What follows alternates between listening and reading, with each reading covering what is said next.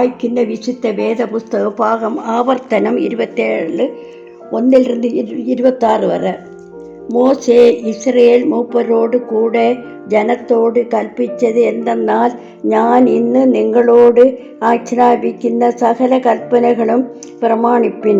നിങ്ങൾ യോർദാൻ കടന്ന് നിന്റെ ദൈവമായ യഹോവ നിനക്ക് തരുന്ന ദേശത്ത് എത്തുന്ന ദിവസം നീ വലിയ കല്ലുകൾ നാട്ടി അവയ്ക്ക് കുമ്മായം തേയ്ക്കണം.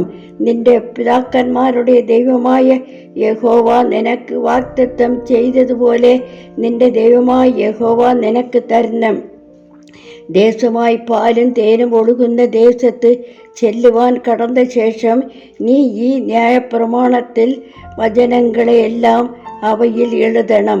ആകയാൽ നിങ്ങൾ യോർദാൻ കടന്നിട്ട് ഞാൻ ഇന്ന് നിങ്ങളോട് ആജ്ഞാപിക്കുന്ന ഈ കല്ലുകൾ എബേൻ പർവ്വതത്തിൽ നാട്ടുകയും അവയ്ക്ക് കുമ്മായം തേക്കുകയും വേണം. അവിടെ നിന്റെ ദൈവമായ യഹോവയ്ക്ക് കല്ലുകൊണ്ട് ഒരു യാഗപീഠം പണിയണം. അതിൻ്റെ മേൽ ഇരുമ്പ് തൊടുവിക്കരുത്. ചെത്താതെ കല്ലുകൊണ്ട് നിന്റെ ദൈവമായ യഹോവയുടെ യാഗപീഠം പണിയണം. അതിന്മേൽ നിന്റെ ദൈവമായ യഹോവയ്ക്ക് യാഗങ്ങൾ അർപ്പിക്കണം. സമാധാന യാഗങ്ങളും അർപ്പിച്ച് അവിടെ തിന്നുകയും നിന്റെ ദൈവമായ യഹോവയുടെ സന്നിധിയിൽ സന്തോഷിക്കുകയും വേണം. ആ കല്ലുകളിൽ ഈ ന്യായപ്രമാണത്തിൻ്റെ വചനങ്ങളൊക്കെ നല്ല തെളിവായി എഴുതണം. മോശെയും ലേവ്യരെയും പുരോഹിതന്മാരെയും എല്ലാ ഇസ്രായേലിനോടും, ഇസ്രായേൽ വേല മിണ്ടാതിരിക്കുന്ന മക്കൾക്ക് ഇന്ന് നീ നിന്റെ ദൈവമായ യഹോവയുടെ ജനമായി ഇരിക്കുന്നത്. ആകയാൽ നിന്റെ ദൈവമായ യഹോവയുടെ വാക്കനുസരിച്ച് ഞാൻ ഇന്ന് നിന്നോട് ആജ്ഞാപിക്കുന്ന അവൻ്റെ കൽപ്പനകളും ചട്ടങ്ങളും ആചരിക്കേണം എന്ന് പറഞ്ഞ് എന്ന് മോശെ ജനത്തോട് കൽപ്പിച്ചത് എന്തെന്നാൽ, നിങ്ങൾ യോർദാൻ കടന്ന് ശേഷം ജനത്തെ അനുഗ്രഹിപ്പാൻ ഹെരീസീം പർവ്വതത്തിൽ നിൽക്കേണ്ടവർ ശിമിയോൻ, ലേവി, യഹൂദ, നിസ്ബേൻ, യോസേപ്പ്, ബെന്യാമീൻ, സബിപ്പാൻ, എബ്രായ പർവ്വതത്തിൽ നിൽക്കേണ്ടവർ റൂബൻ, റൂത്ത്, ആമോസ്, റൂബൻ, താൻ, അക്യാൻ. അപ്പോൾ ലേവ്യർ എല്ലാ ഇസ്രായേലരോടും ഉറക്കെ വിളിച്ച് പറയേണ്ടതെന്തെന്നാൽ, സലീബിനോടും കൈപ്പണിയായി യഹോവയ്ക്ക് അറപ്പായ വല്ല വിഗ്രഹത്തെയോ കൊത്തിയോ വാർത്തയോ ഉണ്ടാക്കി രഹസ്യത്തിൽ പ്രതിഷ്ഠിക്കുന്നവർ ശപിക്കപ്പെട്ടവർ. ജനമെല്ലാം ആമേൻ എന്ന് ഉത്തരം പറയണം. അപ്പനെയോ അമ്മയോ നിന്ദിക്കുന്നവർ ശപിക്കപ്പെട്ടവർ. ജനമെല്ലാം ആമേൻ എന്ന് പറയണം. കൂട്ടുകാരൻ്റെ മുൻ അതിർ നീക്കുന്നവൻ ശപിക്കപ്പെട്ടവൻ.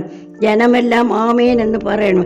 കുരുടനെ വലയിൽ തെറ്റിക്കുന്നവൻ ശപിക്കപ്പെട്ടവൻ. ജനമെല്ലാം ആമേൻ എന്ന് പറയണം. പരദേശിയുടെയും അനാഥൻ്റെയും വിധവയുടെയും ന്യായം മരിച്ചു കളയുന്നവൻ ശപിക്കപ്പെട്ടവൻ. ജനമെല്ലാം ആമേൻ എന്ന് പറയണം. അപ്പൻ്റെ ഭാര്യയോടുകൂടെ ശയിക്കുന്നവൻ അപ്പൻ്റെ വസ്ത്രം നീക്കിയത് കൊണ്ട് ശപിക്കപ്പെട്ടവൻ. ജനമെല്ലാം ആമേൻ എന്ന് പറയണം. വല്ല മൃഗത്തോടുകൂടെ ശയിക്കുന്നവൻ ശപിക്കപ്പെട്ടവൻ. ജനമെല്ലാം ആമേൻ എന്ന് പറയണം.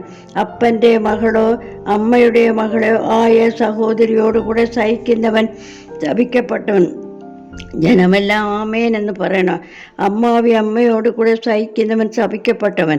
ജനമെല്ലാം ആമേൻ എന്ന് പറയണം. കൂട്ടുകാരനെ രഹസ്യമായി കൊല്ലുന്നവൻ ശപിക്കപ്പെട്ടവൻ. ജനമെല്ലാം ആമേൻ എന്ന് പറയണം. കുറ്റമില്ലാത്തവനെ കൊല്ലേണ്ടതിന് പ്രതിഫലം വാങ്ങുന്നവൻ ശപിക്കപ്പെട്ടവൻ. ജനമെല്ലാം ആമേൻ എന്നും പറയണം. ഈ ന്യായപ്രമാണത്തിലെ വചനങ്ങൾ പ്രമാണമാക്കി അനുസരിച്ച് നടക്കാത്തവൻ ശപിക്കപ്പെട്ടവൻ. ജനമെല്ലാം ആമേൻ എന്ന് പറയണം. ഇവിടെ വേദഭാഗം വായിച്ചു തീരുന്നു.